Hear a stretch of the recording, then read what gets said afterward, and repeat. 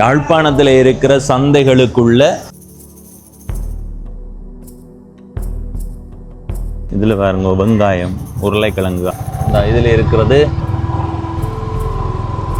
இது இன்றைக்கு இல்லாட்டி நாளை விற்று கொள்ளலாம். நாளை கொண்டு வந்து திடீரென்று ஒரு அலுவல் வந்தால் லீவ் எடுக்கலாம். 1600 சந்தை அடிப்படையாக கொண்டுதான் இந்த நகரம் வளர்ச்சி அடைய தொடங்கி இருக்கு. 300ல இருந்து 320 பேர் பட்டறை வச்சிருக்கிறார்கள். ஒரு மரக்கறி வாங்க போகணுமா அல்லது ஒரு வங்கி தேவைக்கு போகணுமா, இதுல இருந்து நடந்து போய் வரலாம். இது இது பாவம், நான் செத்தது நல்லா போச்சு. என்ன கொண்டு தேவைப்படும் யூடியூப் தானம் தொடங்க. எல்லா வசதிகளுடனுமான ஒரு நகர பகுதியா மாறிவிட்டது. வணக்கம் நண்பர்களே, நான் உங்கள் நண்பன் தர்சனாமூர்த்தி பவனீசன். ஈழத்தில் யாழ்ப்பாண மாவட்டத்தில் இருக்கிற திருநெல்வேலி என்ற ஊரை சுற்றி காட்டி கொண்டிருக்கிறேன். ஏற்கனவே 2 காணொளிகளை பதிவிட்டிருக்கிறேன். இந்த யூடியூப் தளத்துக்கு போய் பார்க்கலாம். அப்படி தேடி பார்க்க போறீங்களா, பவனீசன் திருநெல்வேலி என்று தேடினா அந்த காணொளிகள் வரும், நீங்கள் அதை பார்க்கலாம். இப்போ இந்த இடத்துல இருந்து நாங்கள் பயணம் செய்ய போகிறது 3வது காணொளியாக வரப்போகுது. நீங்கள் இப்போ பார்க்குறது ஆடியபாதம் வீதி. எங்களுடைய இந்த பயணத்தில் திருநெல்வேலி சந்தை பகுதியும் அதாண்டிய சில நகர பகுதியினுடைய காட்சிகளும் வரும். முழுமையாக பார்த்து உங்கள் கருத்துக்களை பகிர்ந்து கொள்ளுங்கள். இப்போ நாங்கள் எங்களுடைய பயணத்தை தொடங்கலாம். சரி, எங்களுடைய பயணத்தை தொடங்கலாம்.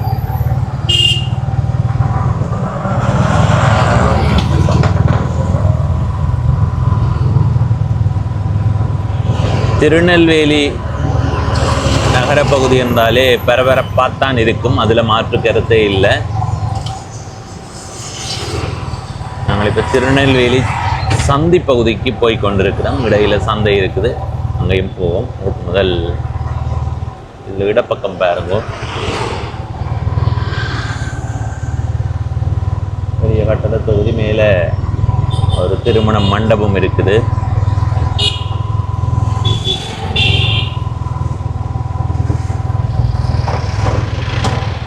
அருமையான நகரத்திலே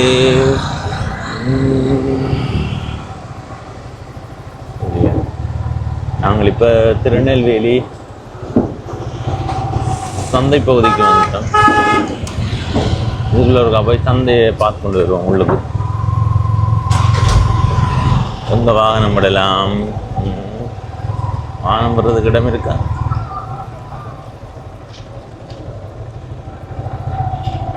இதில் விடுவோம், என்ன கூட்டி தானே. சரி சரி, திருநெல்வேலி சந்தை பகுதிக்கு போவோம். அதுக்கு முதல் இந்த வீதியை பாருங்க.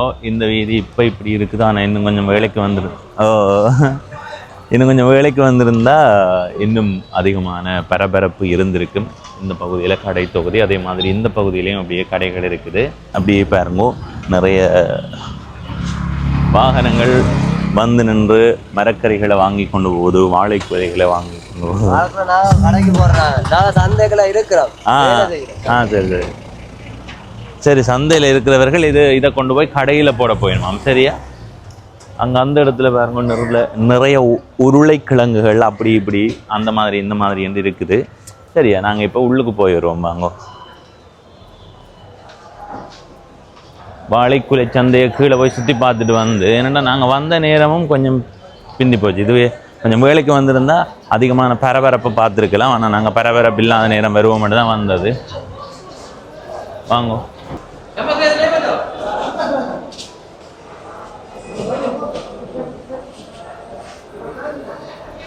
இந்த பக்கமாக வாகன தரிப்பிடங்கள் பாருங்க, நிறைய வாகனங்கள் தரித்து நிற்குது, முந்துருளிகள்.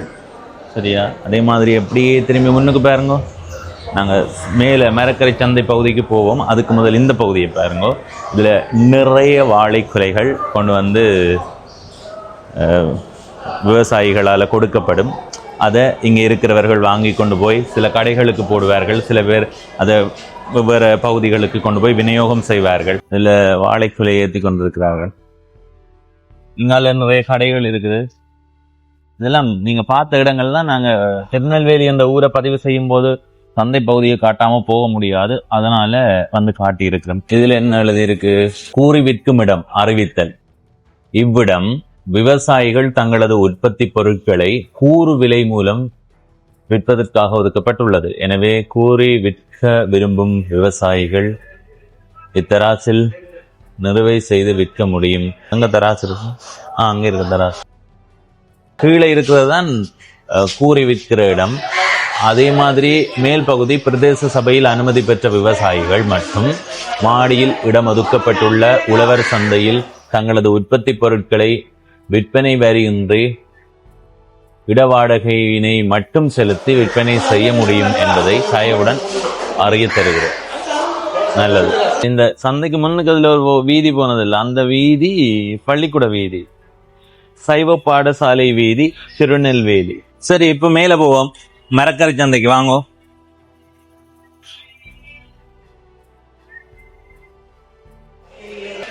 உங்களுக்கு தேவையான எல்லா மரக்கறியும் வந்து வாங்கலாம். சரியா, மேலோட்டமா சுத்தி காட்டுவோம். எல்லா பக்கத்தாலையும் பாட்டுகள் போகுது.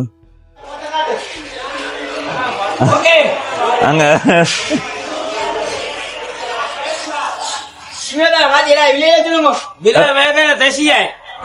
எவ்வளவு?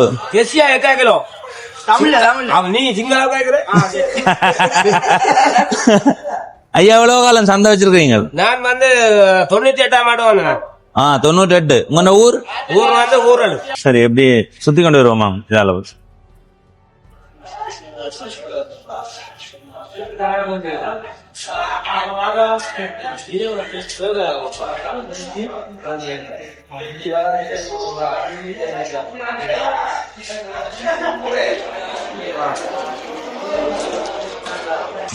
எவ்வளவு கீரை வகைன்னு பார்த்தியா? சரி, இடம் சுத்தி பார்க்க வந்தேன். கதைக்கலாமா? நல்ல குரலா இருக்கு. எஸ்பிபி மாதிரி குரல் கிடக்கு. இது எஸ்பிபி என்ன? இது பாவம், நான் தான் செத்தது நல்லா போச்சு. பாருங்க, எவ்வளவு காலம் சந்தை வச்சிருக்கீங்க? சந்தை நாங்க வந்து இப்ப 25 வருஷம். கீரை தான் வச்சிருக்கீங்களா? கீரையா? 25 ஆண்டா இதுதான். இப்ப என்ன விலை போகுது கீரை விலை? இந்தியான் விலை வந்து 120, 150. இது பொன்னாங்காணி. 100. அது கொத்தமல்லி. அடுத்தது புதினா. இது அகத்தி. இது வந்து என்ன கீரை? இது முளைக்கீரைன்னு சொல்றோம். என்னென்ன விலை போகுது? இது 120 ரூபா விற்கிறோம். இது முளைக்கீரை. இது வல்லார வந்து 100 ரூபா சின்ன பிடி. பொன்னாங்கண்ணி 100 ரூபா. பொன்னாங்கண்ணி 100. அடுத்தது அகத்தி 60 ரூபா விற்கிறோம். அகத்தி 60. மற்ற மல்லிக்கீரை 1600 ரூபா கிலோ. 1600 ரூபா. புதினா பிடிதான். நாங்க இஞ்சத்தை புதினா அது வாஜியா விற்கிறோம். 100 ரூபா. அதெல்லாம் உள்ளுக்கு மொத்தமா 500 ரூபாய். எத்தனை மணி வருவீங்க ஒவ்வொரு நாள்? நான் முடிய காலமே வாரண்டா 5:30 போறது. 2 மணி. எல்லா நாளும் முழுமையா விற்பனை ஆகுமா? இல்ல ஒரு நாள் நடுகலம் நிக்கிறது கஷ்டம் தான். எப்படி மிஞ்சம் இப்ப கொஞ்சம் பிற நாடுகள் நல்லபடியாக ஓடுது. இதே இடத்த தான் இருக்கிறீங்களா? 25 ஆண்டா இதே இடமா? இதுக்கு எவ்வளவு இடம் மாத்தி? இதுக்கு எவ்வளவு வாடகை? ஒரு நாளைக்கு 100 ரூபா. விற்பனை செய்யற பொருளுக்கு இடத்துக்கு மட்டும். மற்ற வார இதுக்கு காசு. எதுக்கு? வார பொருளுக்கு நாங்கள் 1000க்கு 40 ரூபா. 1000 ரூபாய்க்கு விற்பனை செய்தா 40 ரூபா கொடுக்கணுமா? எடுக்கிற நாங்க ஹோல்வன் ஆகிக்கலாம். அதுக்கு 1000 ரூபாய்க்கு 40 ரூபா எடுப்பாங்க. என்ன விளையாட்டாலும் அது அந்த கணக்கு இல்லை. இது நீங்க போய் எடுத்துக்கொண்டு வரதா இங்க கொண்டு வரதா? போய் விட்டுறோம். அங்க வயல்ல விட்டுறோம். மானிப்பேர். உங்களோட பேர்? எனக்கு மகேஸ்வர். ஊர்? இடவில் மேற்கு. சரி, மகிழ்ச்சி உங்களை கண்டு கதைச்சதுல. சரி சரி சரி.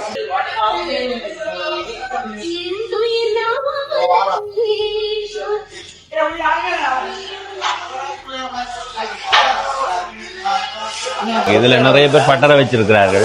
இப்ப இதுல ஒன்று இருக்கு, அங்க இருக்கு, அப்படி இதுல நிறைய பேர் வச்சிருக்கிறார்கள். இதுவே பெரிய சந்தை மாதிரி இருக்கு. அப்படியே எங்க வந்தா அதை விட இது கொஞ்சம் பெருசா இருக்குப்பா. அவ்வளவு பெரிய சந்தை பாருங்க. இதுல நடந்து போய் வர்றது சரியான பெறச்சல் தான்.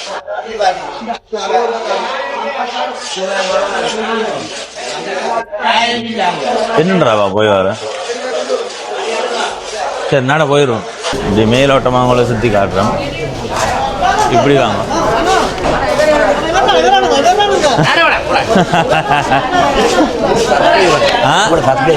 நீங்க எந்த இடம்?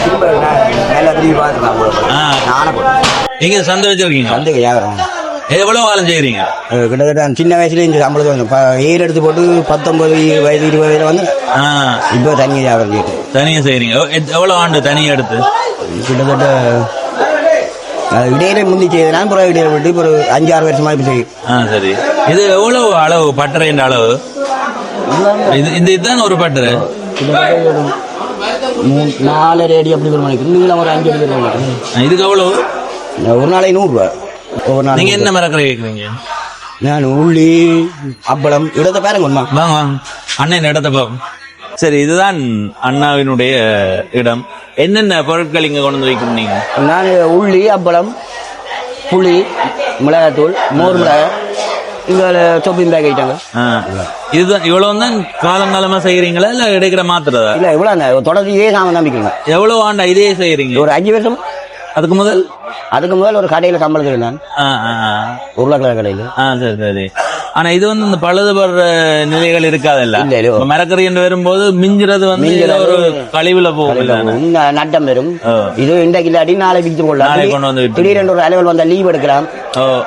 மரக்கறி வச்சு கொண்டு லீவ் எடுக்கல. அதான் இன்றைக்கு கொண்டு வந்துட்டு இடையில கொண்டு போகலாம், நாளை கொண்டு வந்து விற்கலாம். என்ன உள்ளி புளி எல்லாமே பாதுகாப்பானது. ஒரு சின்ன கடை மாதிரி தான். ஏன்னா கூட தமிழ் தான் இருக்கும். சுத்த தமிழ். நான் நல்லா விரும்பி பார்க்கல. சென்று பார்க்க பவனேசன் உலகம் மற்றது அடுத்தது வீரம் வந்து இன்னொன்று இருக்குல்ல, இன்னொரு சேனல் 3 இருக்கு. ரிங்கோ போனது, அந்த புவனேஸ்வரம் போனது, சிங்க நாடுகள்ல போய் கதைக்கிறது எல்லாம் பார்த்துருக்கீங்க? இல்லாம ஒரு நாள் உங்களை வந்து சந்திக்கணும். மகிழ்ச்சி, உங்களை கண்டதுல எனக்கும் மகிழ்ச்சி. அப்படியான ஊக்குவிப்பு தான் எங்களையும் இன்னும் நல்லா செய்ய வைக்குமே. புத்தூர் வீடியோ எல்லாம் பாக்குறேன், புத்தூர்ல போயிருந்தது. அதுல வந்து அந்த நானும் புத்தூர் சொந்தக்காரங்க நம்ம ஈரந்தனையில எங்கிட்ட அப்பாண்ட ஆக்கள் ஈரந்தனை இருக்கு. அதுல ஈரந்தனை காய்ச்சது நீங்க படிச்ச பள்ளிக்கூடங்களா அது எல்லாம் தெரியும். சரி, மகிழ்ச்சி, சந்திச்சதுல மகிழ்ச்சி. உங்க பெயர் என்ன சொன்னீங்க? ஜெயக்குமார். சரி சரி, மகிழ்ச்சி. மைக் தாரீங்களா இல்ல அதை மிக்க விற்பனை செய்யலாதா இதோட சேர்த்து? எனக்கு ஒன்று தேவைப்படும், யூடியூப் தானம் தொடங்க. சரி, நன்றி நன்றி. சரி, இந்த பக்கமா இப்படியே பார்த்து கொண்டு வாங்க. என்னடாப்பா பட்டறை நீண்டு கொண்டே போகுது என்ன? ஆனா உண்மையிலேயே நான் இதுவரைக்கும் போன சந்தைகளுக்குள்ள திருநெல்வேலி சந்தை என்பது கொஞ்சம் வித்தியாசமா. எப்பவுமே இந்த நேரம் எல்லாம் சில சந்தைகள் வந்து வரைச்சு ஒடிப்போம். ஆனா இங்க இப்ப நேரம் போறோம், நேரத்தை பார்த்து சொல்றேன். இப்ப நேரம் 12 மணி. 12 மணிக்கும் அந்த பெரிய அளவுல பரபரப்பு குறையல. வாங்க. வணக்கம். எப்படி சுகம்? எந்த இடம் நீங்க? நீங்க பட்டறை வச்சிருக்கீங்க? வேலை செய்யுங்க. சரி சரி, நன்றி.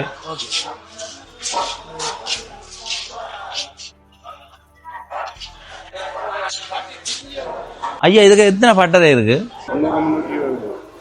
300 320 பேர் இங்க வந்து பட்டறை வச்சிருக்கீங்க. ஆனா எல்லா இடத்தையும் பாருங்க, இதுலயும் உருளைக்கிழங்கு இருக்கு, அதுலயும் உருளைக்கிழங்கு இருக்கு. விற்பனை ஆகுமா? எல்லாம் ஆகுமா? இது எத்தனை நாள்ல விற்பனை ஆகும்? எந்த நேரம் கூடுதலான மக்கள் வருவீனும்?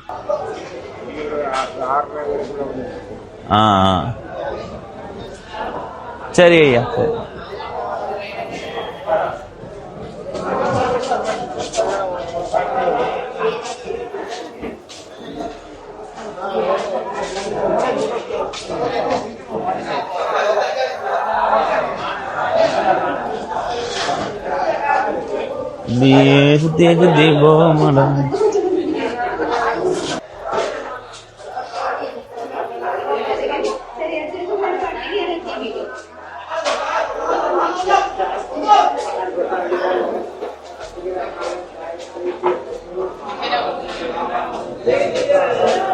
வாங்கோ, இந்த பக்கமா பார்த்துக்கொண்டு.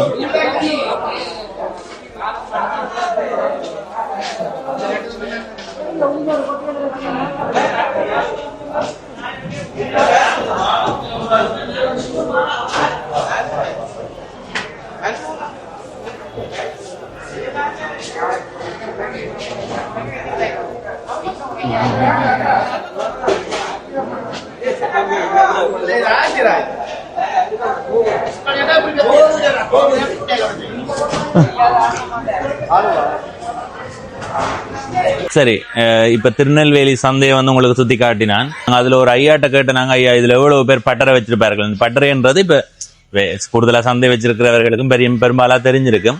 ஒரு இடம் ஒதுக்கப்படும், அந்த இடம் ஒருவருக்கு இந்த மாதிரி இருக்கும். அப்படி 300 இருந்து 320 பேர் பட்டறை வச்சிருக்கிறார்கள். யாழ்ப்பாணத்துல இருக்கிற சந்தைகளுக்குள்ள இதுவும் முக்கியமான முதன்மையான சந்தைகளுக்குள்ள வருமென்றதுல எந்த விதமான மாற்று கருத்துமே இல்லை. இல்லை இல்லை, நாங்கள் வேண்ட வேறே இல்லை, இடம் பார்க்குறதுக்கு வந்து நான் 2 பேர் தான் மீன் இதில் வச்சுருக்கிறது.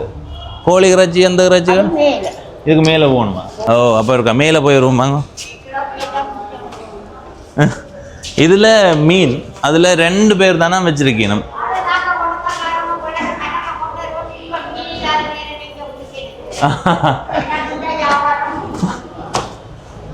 மேலே இறைச்சி வந்த நாங்கள் அதையும் பார்த்து கொண்டு போவோமே. ஆட்டு இறைச்சி கடை, கோழி இறைச்சி கடை, இந்தா கடைகள் பூட்டியாச்சு. அதான் நாங்கள் வந்த நேரம் பிள்ளையப்பா. இந்த பாருங்க, அந்த மற்ற கடைகள் எல்லாம் பூட்டியாச்சு.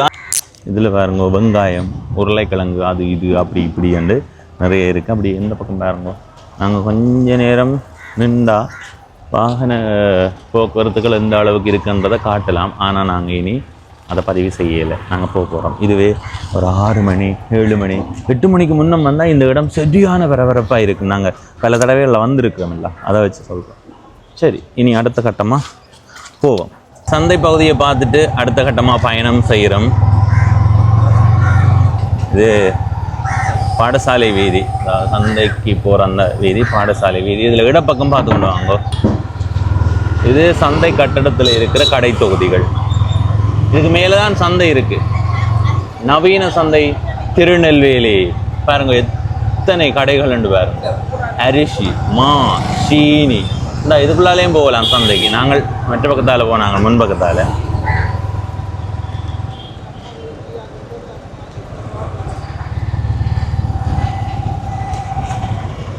இதில் எவ்வளோ கடைகள் இருக்குன்னு சில நேரங்களில் நான் யோசிக்கிறேன், என்னடா பக்கத்தை ஒரே கடை தானே இருக்குது, எப்படி வியாபாரம் ஓட மாட்டேன். ஆனால் அப்படியே வந்து பார்த்தா தான் தெரியும் எப்படி ஓடுதுண்டு. நான் சொன்னேன் இன்னொரு பாதை இருக்குண்டா, அது இந்த பாதை. நான் இப்போ திருநெல்வேலி சந்தைக்கு வந்துட்டேன்.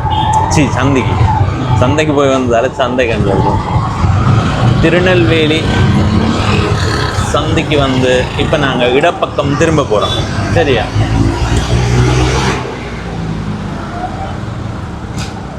இந்த வீதியால் திருநெல்வேலி எங்கே வரைக்கும் தொடருதோ அங்கே வரைக்கும் போய் வருவோம். நாங்கள் முதல் இடப்பக்கம் தான் பார்க்க போகிறோம். இடப்பக்கத்தை பார்த்து கொண்டு வாங்குவோம். வேல்முருகன் கஃபே, இப்படி தொடர்ச்சியாக கடைகள் தான், புடவை கடைகள். ஆனால் அந்த ஆடியபாதம் வீதியில் நிறைய வீட்டுக்கு தேவையான, சமையலுக்கு தேவையான அரிசி, மா, சீனி அப்படியான பொருட்கள், அதை விட மரக்கறிகள் எல்லாம் அந்த பக்கம் தான் இருக்குது. அதால் தான் கூடுதலாக வாரவர்கள் மக்கள். இப்போ நாங்கள் இந்த வீதியால் இப்படி பார்த்து கொண்டு பயணம் செய்வோம். நாங்கள் பாருங்கள், இதில் நிறைய உணவகங்கள் அப்படி இப்படி என்று சொல்லி இந்த திருநெல்வேலி சந்தை பகுதி சரியான பரபரப்பாகவே இருக்கும்.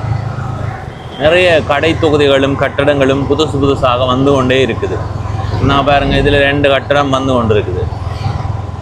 ஏற்கனவே ஒரு கட்டடம் கட்டி முடிக்கப்பட்டிருக்கு. இந்த பக்கம் கட்டி கொண்டிருக்கிறார்கள். இது கட்டி முடிகிற கட்டத்துக்கு வந்துடுது.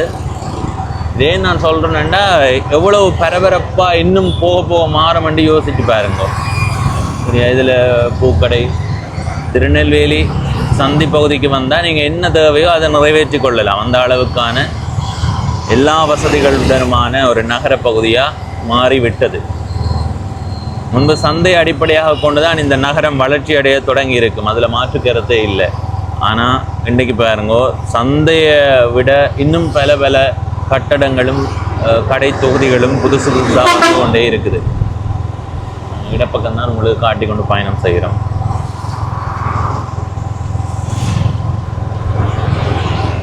இதில் தொடர்ச்சியாக நாங்கள் பார்த்து கொண்டு வரோம். வெறுங்காணியே பார்க்க முடியலை. எப்படி வெறுங்காணி இருக்கும் இப்படி வளர்ச்சி அடைந்து போயிருக்கிற இடத்துல? ரெண்டு நீங்கள் கேட்பீங்களே, எனக்கு விளங்குது. இருந்தாலும் நாங்கள் பார்க்குறத உங்களோட பகிர்ந்து கொள்ளணும் தான், அதால் சொல்லி கொண்டு வரோம்.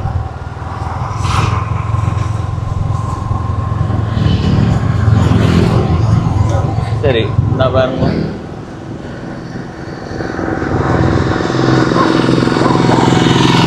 சரி, கடந்த காணொளிகள் பார்த்தவர்களுக்கு தெரியும், நான் இந்த இடத்தோட வந்து திரும்பி போனேன். இனி நாங்கள் இதுக்கு அங்கால போக வேண்டிய தேவை இல்லை தான், இருந்தாலும் கொஞ்சம் தூரம் போய் வருவோம். இதில் இடப்பக்கம் பாருங்க ஒரு கோயில்.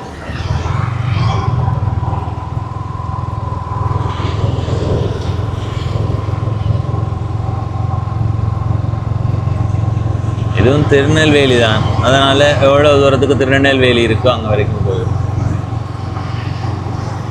இதில் பெயர் இல்லை.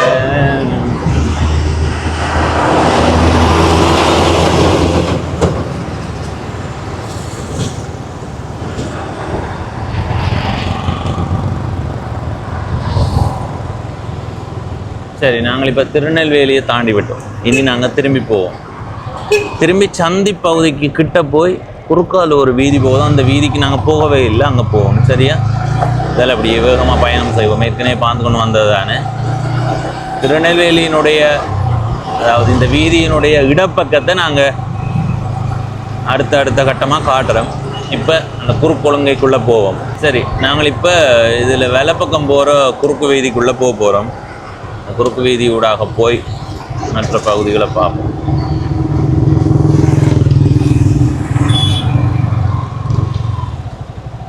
சரி, இந்த குறுக்கு வீதிக்குள்ளே நாங்கள் போகலை, அதனால் போவோம்.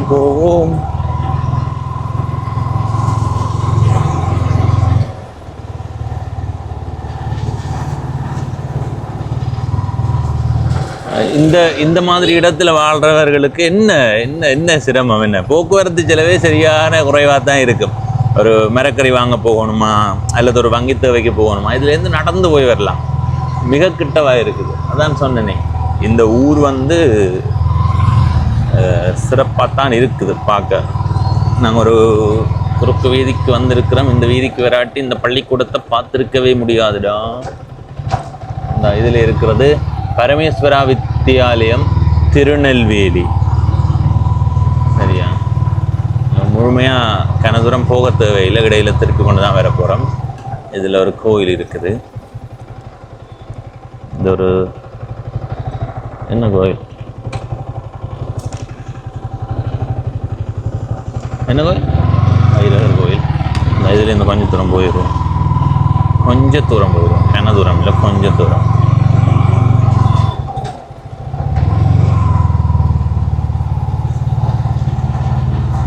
பார்த்தீங்களா, இந்த வீட்டு காணிக்குள்ள அந்த மரத்தை தரைக்காமையே விட்டுருக்க, வேப்ப மரம் தரைக்கப்படாமையே. சரி, இதுக்குள்ள நிறைய குடியிருப்புகள் இருக்குது. நாங்கள் இனி அங்கே போகிறது இல்லை, இதால் போவோம். இதுக்குள்ளே கூகுள் வரைபடத்தில் பாதையே காட்டல, ஆனால் தார் பாதை இருக்குது. இந்த பள்ளிக்கூடத்தினுடைய இந்த பக்கம் காட்டினான், மற்ற பக்கம் காட்டல, அதனால் காட்டுறேன் பாருங்கோ. மாணவர்கள் பள்ளிக்கூடத்துக்கு வரைக்கும் கொஞ்சம் சிரமமாக இருக்கும். என்ன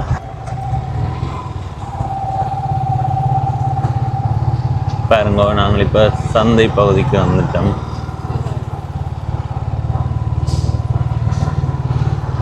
சரி, இப்போ விளங்குதா? இதில் இடப்பக்கம் பாருங்கோ, இதுதான் சந்தை பகுதி. போய் சுற்றி பார்த்து கொண்டு வந்துட்டோம்.